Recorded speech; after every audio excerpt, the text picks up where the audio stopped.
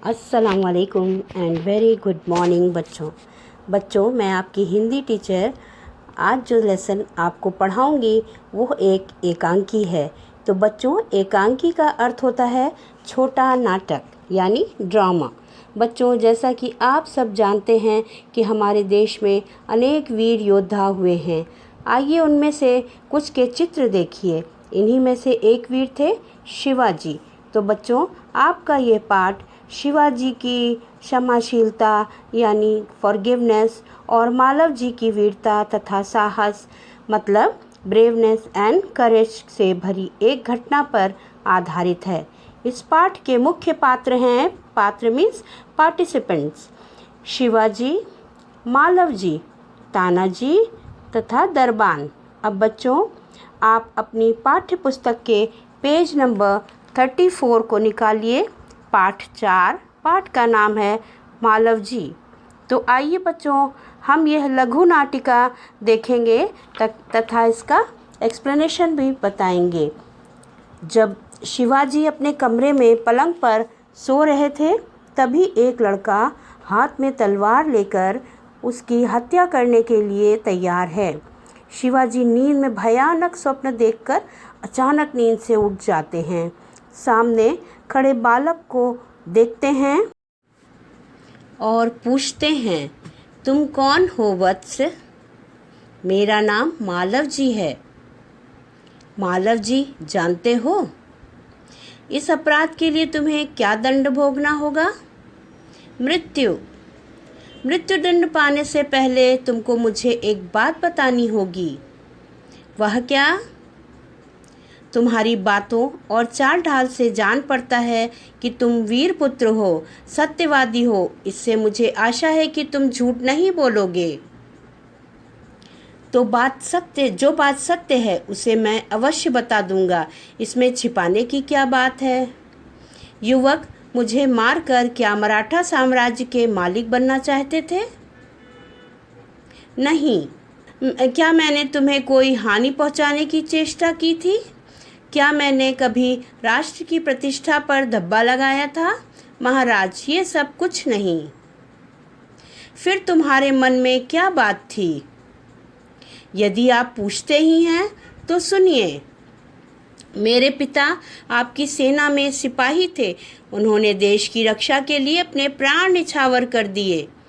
आज उनको मरे हुए 2 वर्ष हो गए हैं। इस समय घर में मैं और मेरी माता केवल 2 प्राणी हैं। आज 3 महीने से हम दोनों को पेट भर अन्न मिलना दूभर हो गया। इस संसार में मनुष्य सब कुछ सहन कर लेता है, परंतु पेट की भूख सहन नहीं कर सकता। मैं इसी विचार में बैठा था कि एक सैनिक ने आकर मुझसे कहा कि यदि तुम शिवाजी का वध कर दो तो मैं तुम्हें धन दूंगा।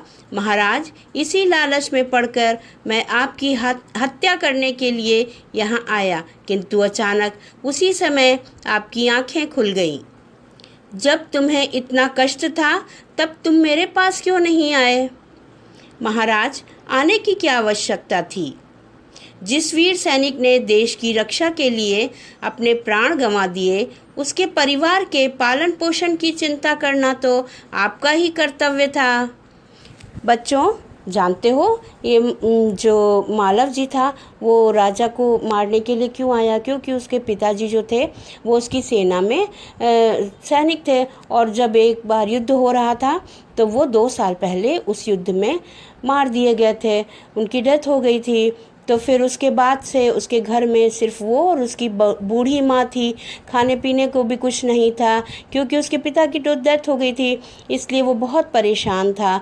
तो फिर एक दिन वो बैठा हुआ था, तभी किसी राजा के किसी दुश्मन ने, दुश्मन मीन्स एनिमी, उसने आकर मालव जी से कहा कि अगर तुम शिवाजी का वध कर दोगे तो मैं तुम्हें बहुत सारा धन दूंगा।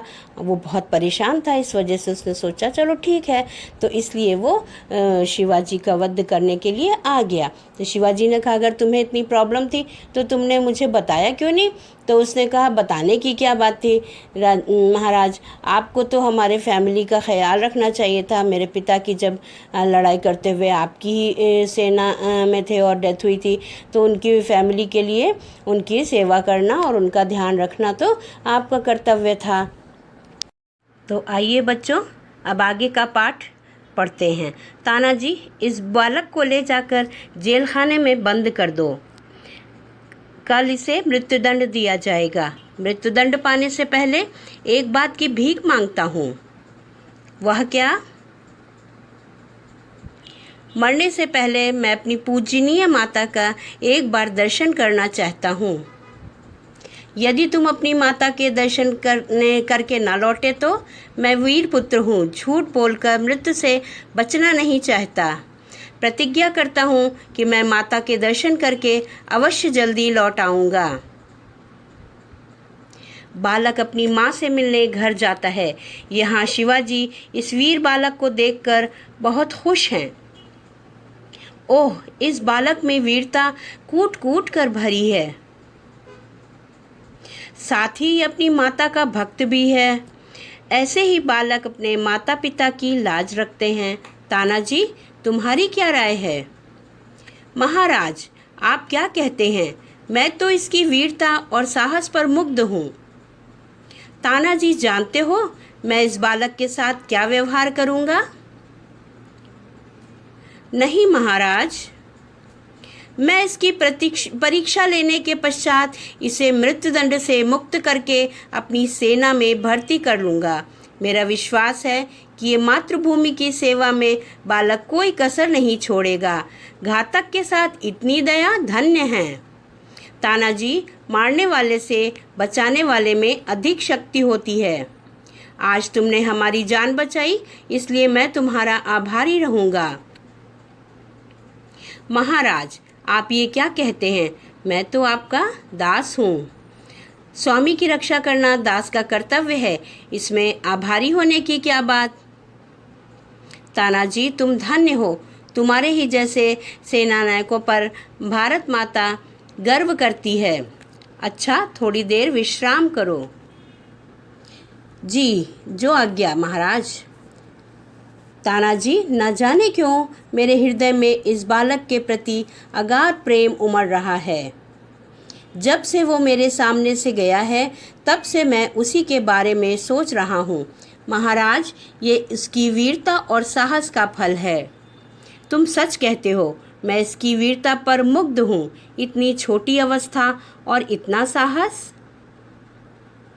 जिस शिवाजी के नाम से मुगल सेना कांपती है, उसके सामने एक बालक का इतना साहस। बच्चों, तो आपने देखा यहाँ पर कि शिवाजी जो हैं वो बालक से कहते हैं कि कल तुम्हें मृत्युदंड दिया जाएगा। इसको तानाजी को जेल से कहते हैं कि इसको मृत्युदंड दिया जाएगा और इसे जेल में बंद कर दो। मगर वो जो है वो उसको मारना नहीं था, उन्हें उसकी वो परीक्षा ले रहे थे। जब वो सुनता है तो कहता है मुझे मरने से पहले अपनी माँ से एक बार मिलने जाने दिया जाए। वो कहते हैं अगर तुम अपनी माँ से मिलकर वापस नहीं लौटे तो मालव जी कहते हैं कि नहीं, मैं वीर पुत्र हूँ और मैं झूठ नहीं बोलता हूँ। मैं जो वादा कर रहा हूँ आपसे वो पूरा करूँगा। फिर वो कहते हैं कि कहते हैं ठीक है तुम जाओ। वो चला जाता है। तब फिर राजा जो है वो महाराज शिवाजी वो बहुत खुश होते हैं उससे, और तानाजी से कहते हैं कि इसमें इतनी कूट कूट कर वीरता भरी हुई है, मैं इसकी बातों से बहुत प्रसन्न हूँ और मैं इस पर बिल्कुल मुग्ध हो गया हूँ। मीन्स बहुत ज़्यादा इसको चाहने लग गया हूँ, बहुत इसको पसंद करने लग गया हूँ। और जो लोग ऐसे, ये अपनी माँ का भी भक्त है, तो जो लोग ऐसे होते हैं वो अपने देश के लिए भी बहुत अच्छे होते हैं और वफ़ादार होते हैं। मीन्स वो जो है बहुत ज़्यादा अपने देश की रक्षा करेगा। तो हम इसको क्या करेंगे, हम इसको मारेंगे नहीं, हम इसकी मृत्युदंड माफ़ कर देंगे। अभी हम इसका एग्ज़ाम ले रहे हैं और फिर इसको जो है अपनी सेना में भर्ती कर देंगे।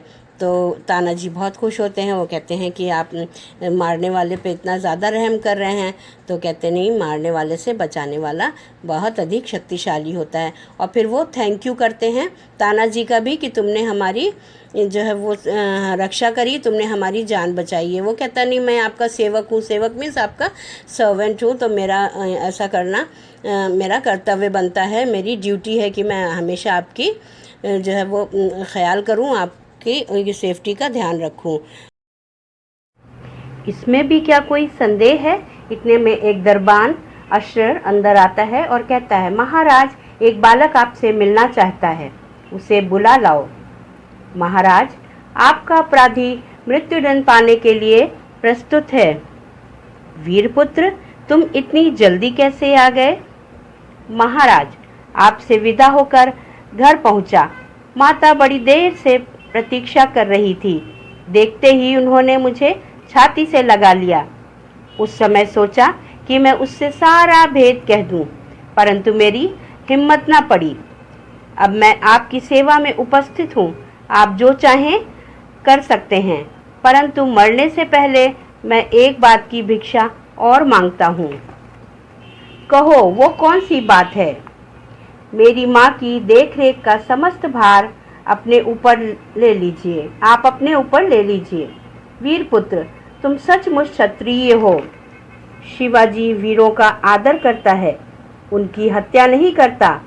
अब तक मैं तुम्हारी परीक्षा ले रहा था। वत्स, तुम मेरी परीक्षा में सफल हुए। जाओ, मैं तुम्हारा अपराध क्षमा करता हूँ। आप धन्य हैं। वीरपुत्र, जिस प्रकार तुम माता के दुख से दुखी होकर व्याकुल हो रहे हो, उसी प्रकार मैं भी दुखी हूँ। रात दिन मैं इसी चिंता में रहता हूँ कि किस प्रकार मैं भारत माता का दुख दूर करूँ। महाराज, यह शरीर आपका है। आपने मुझे जीवन दान दिया है। मैं प्रतिज्ञा करता हूँ कि जब तक शरीर में जान है, मैं कभी मातृभूमि की सेवा से पीछे नहीं हटूंगा। वीरपुत्र, मैं तुमसे यही आशा करता हूँ।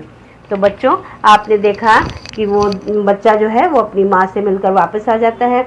तो महाराज कहते हैं कि तुम बहुत जल्दी से आ गए।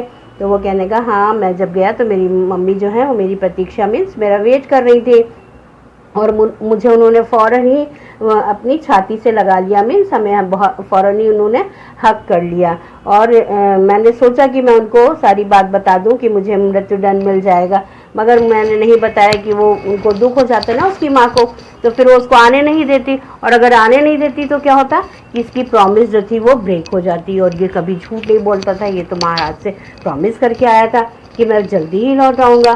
तो इसने फिर अपनी माँ को कुछ भी नहीं बताया, और वापस आके फिर बोलता है कि महाराज, मैं आपका अपराधी हूँ, मुझे जो भी आपको पनिशमेंट देनी है, सज़ा देनी है, वो दीजिए। तो वो कहते हैं, नहीं, मैं तो तुम्हारी परीक्षा ले रहा था, मिस, तुम्हें टेस्ट कर रहा था, तुम्हें चेक कर रहा था कि तुम सचमुच सच्चे हो। जिस तरह से तुम वीर और साहसी हो, उसी तरह सच्चे भी हो। तो फिर मैं तुम्हारी जो सज़ा है वो माफ़ करता हूँ, और तुम जाओ। तो वो कहता है, जिस तरह से तुम अपनी माँ के लिए दुखी हो, वो फिर इसमें वो बच्चा कहता है, ठीक है, मैं मुझे मरने से पहले एक बात और ध्यान रखिएगा कि मेरी माँ की सारी जिम्मेदारी आप ले लीजिएगा। तो फिर महाराज कहते हैं कि जिस तरह तुम अपनी माँ के लिए परेशान हो, उसी तरह मैं जो हूँ अपनी देश के लिए परेशान हूँ कि वो मेरे देश का क्या होगा।